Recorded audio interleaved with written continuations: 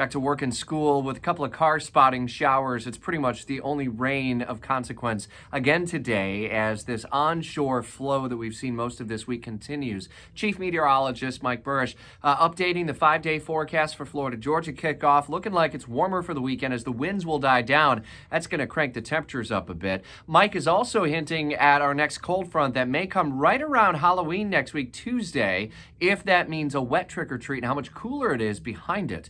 We have updates from Maine through the overnight hours. As many as 22 souls have lost their lives, perhaps more, and many others injured following that mass shooting at a bowling alley and bar in Lewiston as the manhunt continues, as we continue to follow the very latest developing details throughout Jacksonville's morning news. A team of Fox News reporters are on the ground in Lewiston, Maine, and Lisbon as well. We continue to follow more on the background of the suspected shooter.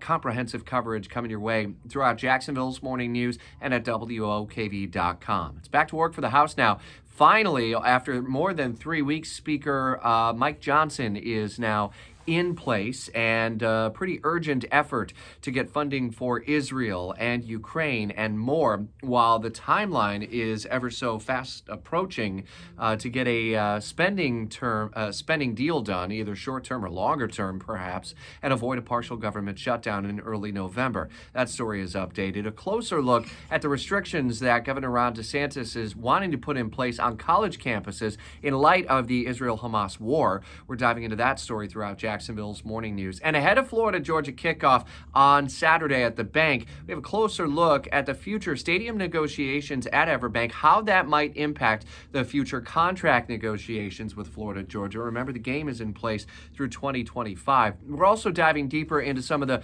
ways that police are urging you to get to the stadium early and stay safe while also having a joyous time rooting on Florida or Georgia, or just being there for the experience of the world's largest outdoor cocktail party. These and other stories updated throughout Jacksonville's morning news through 10 a.m. on 104.5 WOKV and streaming on every platform, including your smart speaker.